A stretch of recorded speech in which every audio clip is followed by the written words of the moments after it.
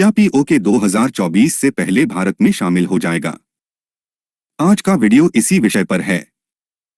Video पर आगे बढ़ने से पहले भगवा समाचार चैनल अवश्य सब्सक्राइब कर लें।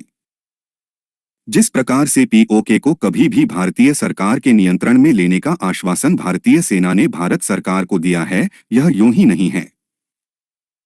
अवश्य ही सरकार किसी बड़ी योजना पर काम कर रही है। पहले मोदी जी की इस बात को सुने।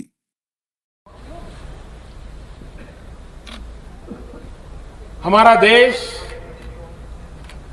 उस समय विभाजन हुआ था, लाखों लोग मर चुके थे, शरणार्थी बन चुके थे। फिर भी एक भाव था कि चलो भाई, अब आप अलग हुए हैं, आप सुखी हो जाओ, आप अपना काम करो, हम हमारा काम करें। लेकिन वो अपनी हरकतों से बाज नहीं आते और उन्होंने जम्मू कश्मीर को कब्जा करने के लिए ये षड्यंत्र किए। लेकिन मेरी पैदल सेना के जवानों ने उनके सारे मंसूबों पर पानी फेर दिया, चकनाचूर कर दिया और आज आन बान शान के साथ जम्मू कश्मीर भारत का हिस्सा है।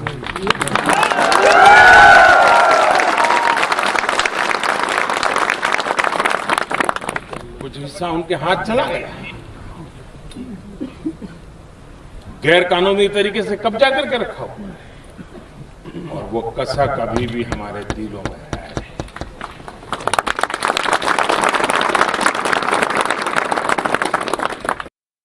मोदी जी जिस प्रकार से इतिहास के छल कपट की बात कर रहे हैं, उसका मतलब तो स्पष्ट है कि भारत सरकार पीओके लेने की बड़ी तैयारी कर रही है। अब संसद में अमित शाह का संकल्प सुनिए। एग्रेसिव हूं कि जम्मू एंड कश्मीर के पीओके को आप भारत का हिस्सा नहीं मानते हो क्या? एग्रेसिव ना हो, जान दे देंगे इसके लिए। क्या बात कर रहे हो आप? एग्रेसिव होने की क्या बात कर रहे हो?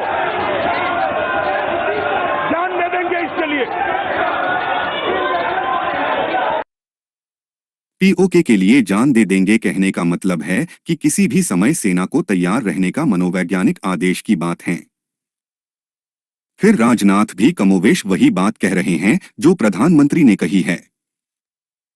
पाकिस्तान भी पाक ऑक्युपाइड कश्मीर में आज जो अत्याचार का बबूल बो रहा है, आने वाले समय में उसके सामने कांटे की ही फसल तैयार मिलेगी, यह मैं बताना चाहता हूं। और अपने कृत्यों से वह आम के फल की अपेक्षा कभी नहीं कर सकता है। और मुझे पूरा विश्वास है कि आने वाले समय में पाकिस्तान को उसके जुल्मों का परिणाम जरूर मिलेगा, जरूर मिलेगा, जरूर मिलेगा। यह मैं विश्वास के साथ कह सकता हूं। सफल हुए पाक ऑक्युपाइड कश्मीर की जनता का दर्द हमें भी सालता है।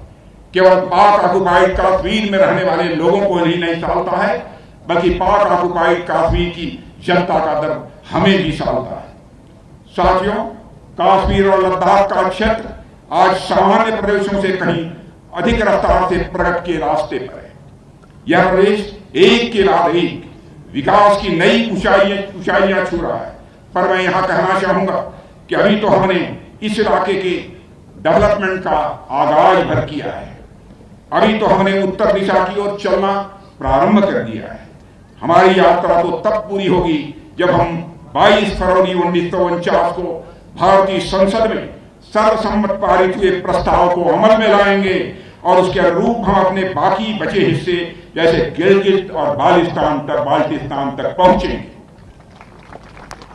मेरे साथियों, आचार्य शंकर से लेकर सरदार वल्लभ भाई पटेल ने राष्ट्रीय एकता का जो सपना देखा था, वह तब जाकर पूरा होगा। हमारी यात्रा तो तब पूरी होगी जब 1947 के रिफ्यूजीज को न्याय मिलेगा, जब उनके पूर्वजों की भूमि उन्हें ससम्मान वापस मिल सकेगी। इसका भी इशारा है कि पीओके लेना है। अब अंत में सेना ने क्या कहा है वह भी सुन लें। रक्षा मंत्री gave the statement about the POJK. As you are aware that parliamentary resolution already exists on the subject, so therefore it's nothing new. It is part of the parliamentary resolution. As far as the Indian Army is concerned, Indian Army will carry out any order which is being given by the Government of India. And whenever such orders are given, we'll always be ready for it. Bharat की सेना स्पष्ट कह रही है कि हम तैयार हैं। आदेश 2 पीओके भारत में। यहाँ यह बात महत्वपूर्ण है कि भारत ने यदि पीओके ले लिया तो पाकिस्तान को खंडित होने से दुनिया की कोई ताकत नहीं रोक सकती है, और पाकिस्तान खंडित होना ही तो अखंड भारत का प्रारंभ है। अपने विचार हमें अवश्य बताएं। वंदे मातरम। जय श्री राम।